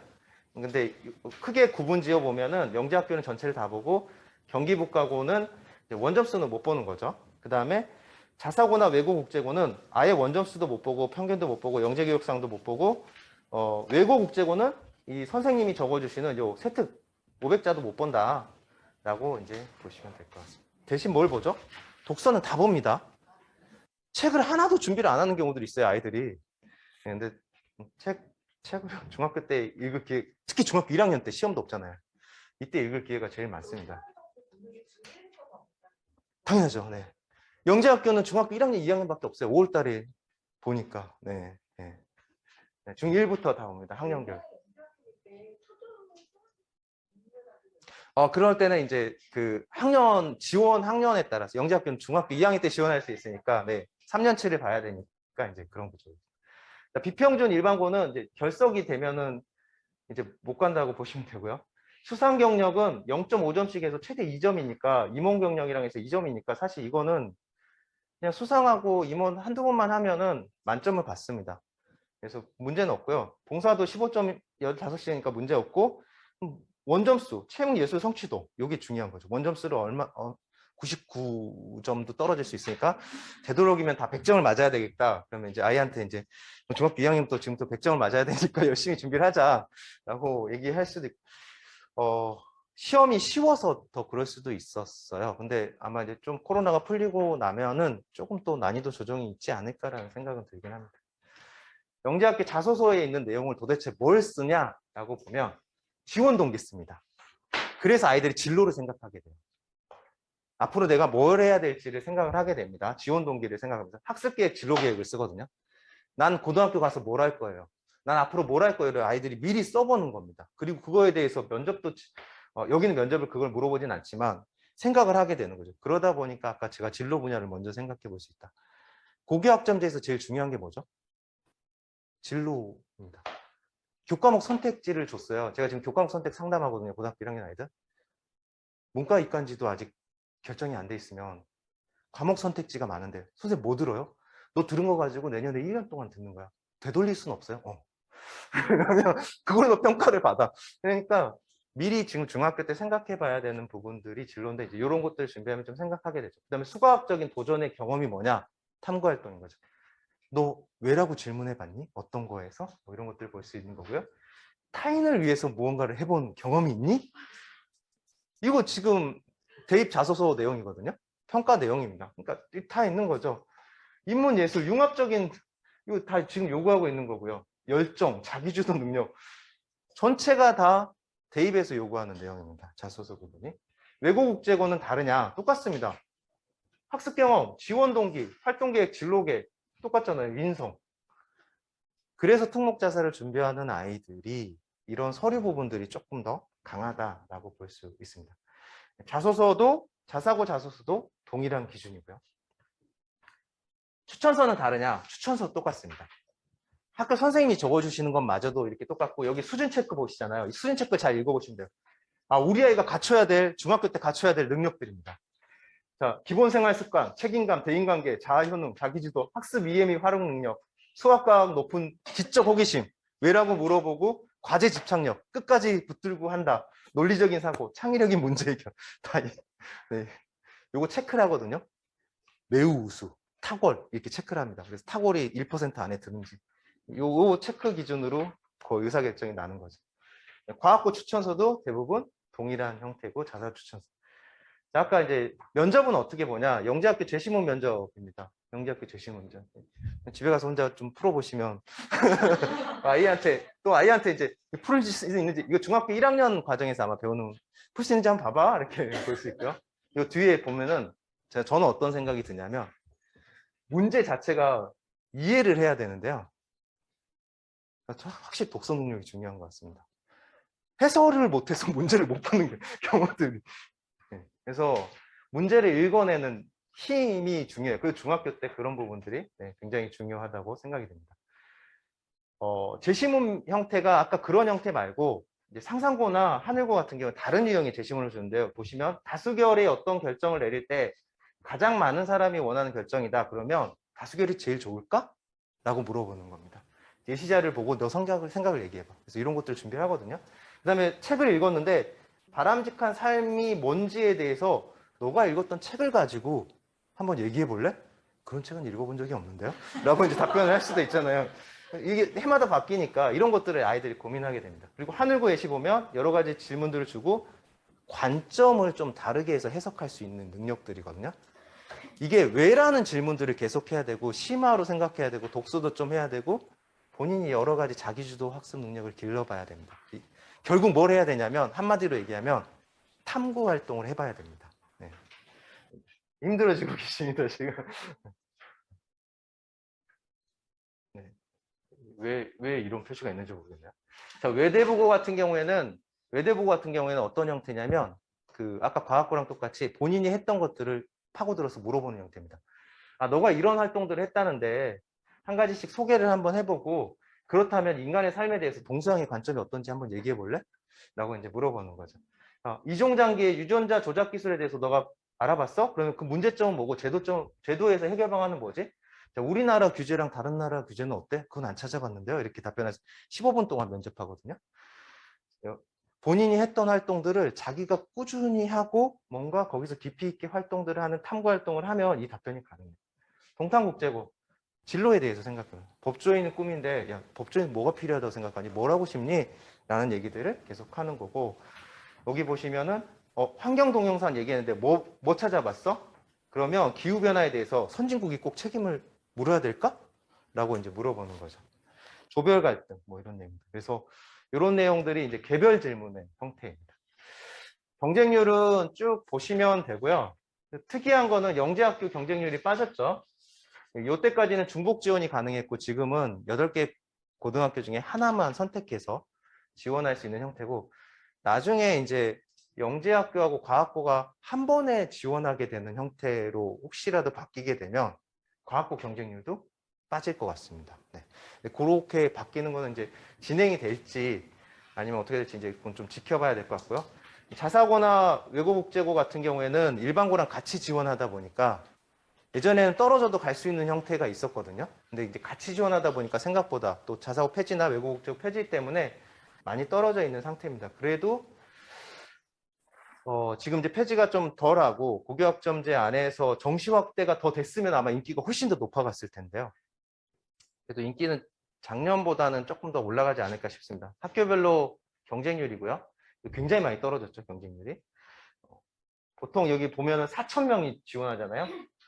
4,000명이 해마다 4,000명씩 영재학교를 꿈꾸고 있는 친구들이 있구나라고 이제 생각을 하시면 되고, 과학고 같은 경우에 경기북과고가 8대 한성이나 세종, 서울에 있는 과학고는 이제 4셀 정도밖에 경쟁률이 안 되죠. 하나밖에 없어서 그래요. 그래서 경기북과고 들어가는 게 더 어려운 것 같습니다. 외대부고, 하늘고 보통 한 2대1 정도 경쟁률이고요. 인천 하늘고가 입시 실적이 괜찮아서 보내고 싶어 하시는데 180명이 아니라 인천 하늘고는 전국 단위 모집, 광명에서 지원할 수 있는 그 인원은 25명, 전국에서 25명 뽑습니다. 그러니까 25명을 이제 뚫고 들어가야 돼서 굉장히 좀 버거운 상황이고요. 나머지는 쭉 밑에 있는, 여기서 김천이나 북일고, 전국 단위 자사고 중에 김천이나 북일고가 남학교입니다. 남자애들만 갈 수 있는 학교들. 안산 동산고는 제가 아까 말씀드렸죠. 블라인드 평가 진행하면서 지금 입시 실적이 별로 좋지도 않고, 그래서 2021학년도, 2022학년도 네, 미달입니다. 네, 그래서 이제 쓰면 붙습니다. 근데 가야 될지는 이제 생각을 해봐야 되는 거죠. 네. 그리고 외고국제고 경쟁률은 굉장히 많이 떨어졌습니다. 언제부터 떨어졌죠? 21학년도부터 쭉 빠지기 시작합니다. 네, 이유는 이제 폐지에 대한 얘기들도 나오고, 이제 그러다 보니까 빠져서 국제고 경쟁률도 빠지게 되고요. 안 없어지네. 영재학교 출신들이, 이제 뒤에는 영재학교 출신들이 어느 정도 대학을 가는지. 서성한까지 보면 90%. 자, 스카이 한양대까지, 포항공대까지 보면 80%는 졸업생이 80%. 그러니까 영재학교는 가면은 아무리 못 가도 여기구나라고 생각을 하면 되고요. 과학고 출신이 보면은 쭉 밑으로 내려가서 60%, 67% 정도가 대구 디지스트까지 가잖아요. 서성한까지, 우리가 얘기하는 서성한까지가 70% 정도는 이 정도 가는구나 라고 생각하시면 됩니다. 그럼 내가 과학고 안에 우리 아이를 어느 정도 수준 안에 되면은 되겠구나 라고 하고, 외고국제고 안에 보면은 중경외시까지 아이들이 얘기하잖아요. 중경외시 한양대까지 보면 55.5%, 중경외시까지 경북대 몇 개 빼면 한 60% 정도는 갈 수 있을까? 55% 안에 들면 되겠구나, 외고국제고에서 라고 생각하고, 아까 스카이는 몇 %였죠? 18%, 19%, 20% 안에 들면 되겠구나 라고 생각을 하면 됩니다.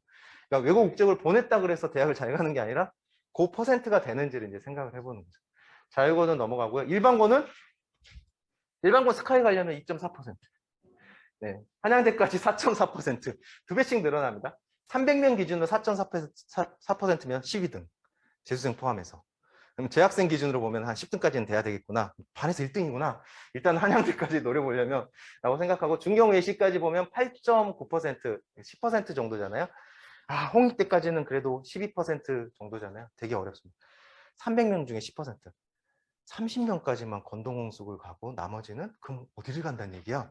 라고 생각하면 학교 알림이 사이트를 이제 쳐다보게 되겠죠. 그래서 일반고를 가게 되면 이제 요 퍼센트 안에 들어야 되는 부분들이, 그러니까 저 경쟁을 할 거냐, 이 경쟁을 할 거냐의 싸움입니다. 프로그램에 대한 얘기들을 저희 준비를 하겠습니다. 3개의 프로그램으로 저는 준비를 합니다. 첫 번째는 실전반입니다. 중학교 3학년 아이들은 실전 형태로 대비를 해서 진행을 해서 영재학교 자소서를 지금 쓰고 있고요. 7월 달에 기말고사가 끝나요. 기말고사 끝나자마자 파이널반을 운영을 해서 운영을 합니다. 근데 파이널반이 다른 거는 전 그룹형으로 진행하진 않아요. 1대1 수업을 합니다. 10번 정도. 그래서 마지막까지 끌고 갑니다. 면접까지. 왜냐하면 아이마다 가지고 있는 탐구에 대한 부분이 좀 다릅니다. 그리고 중간에 들어오는 아이들이 있어요. 그래서 2차 파이널 반을 운영을 합니다. 그렇게 해서 2번 정도 운영을 하고요. 이제 여기는 10회, 여기는 이제 4회 정도 면접까지 진행을 하고요. 중학교 1, 2학년 대상으로는 어떻게 할 거냐? 특자 준비반을 이제 운영을 할 겁니다. 그래서 특자 준비반은 상반기에 한 번, 하반기에 한 번 할 겁니다. 뭐 하는 거냐면 이때 마찬가지로 자소서에 들어갈 내용들을 좀 준비를 합니다. 학생부에 들어갈 내용들 해서 6회 정도, 그러니까 탐구 활동을 진행을 하는 거죠. 1대1 수업으로 진행을 할 겁니다. 그래서 상반기 한 번, 하반기 한 번, 1학년, 2학년 따로따로 운영을 할 거고요.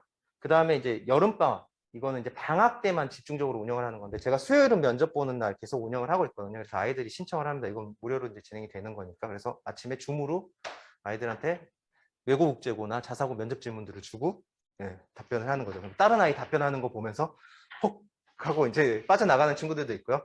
갑자기 막 10명이 모여 있으니까 분위기가 왜 이래 그래가지고 줌 아웃 하는 아이들도 있고 뭐 여러 가지 있는데, 요 면접 보는 날 신청을 하면 자연스럽게 다른 아이는 이런 생각을 가지고 있구나 알 수 있고요.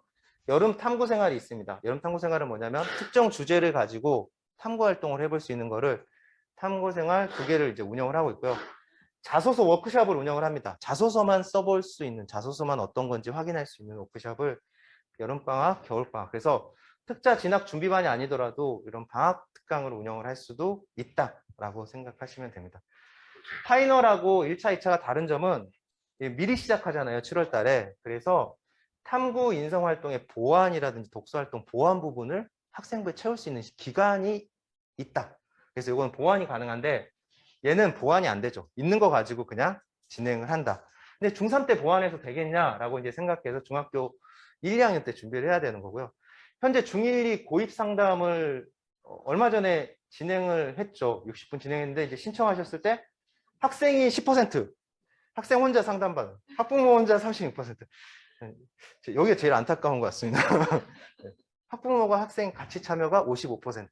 이렇게 용감한 아이들 10% 와가지고 저 과거 관리면 어떻게 해야 돼요? 막 이렇게 물어보는 아이들 기특한 것 같습니다. 예비 고1도 상담을 합니다. 중학교 3학년 때.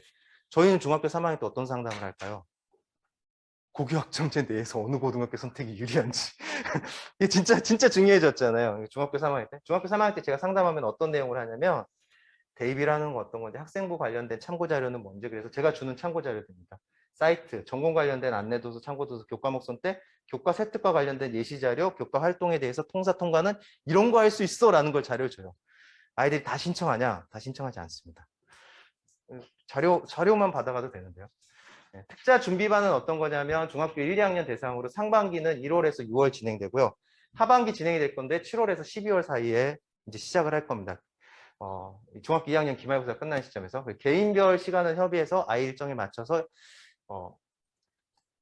6회 미팅이니까 한 달에 한 번 정도 미팅이 진행이 됩니다. 그래서 6개 동안 과제를 주고 60분 진행이 되는 거고요. 특목자사 자소서 문항을 체험하는 프로젝트인데, 자소서 안에 뭐가 있었죠? 진로는 어떻게 할 건지, 그러면 학과에 대한 부분들, 그래서 학생부 관리는 어떻게 할 건지, 이런 내용들이 설명회 때 설명을 하는 내용으로 아이가 이해할 수는 없잖아요. 직접적으로 이제 얘기를 하고 그거에 대해서 준비할 수 있는 작업들을 합니다. 공동체 역량, 독서, 면접, 그다음에 본인이 관심 있어 하는 학교도 분석해보는 과정들을 1대1로 진행이 되다 보니까 아이마다 진로가 명확한 아이들은 밑에서부터 진행을 하고, 진로가 아직 불명확한 아이들은 위에서부터 진행을 할 겁니다. 그래서 결정적 학생부라는 이제 워크시트가 있어요. 그거를 고등 버전으로 바꿔서 제가 좀 진행을 해보려고, 중등 버전으로 바꿔서 진행을 해보려고 합니다.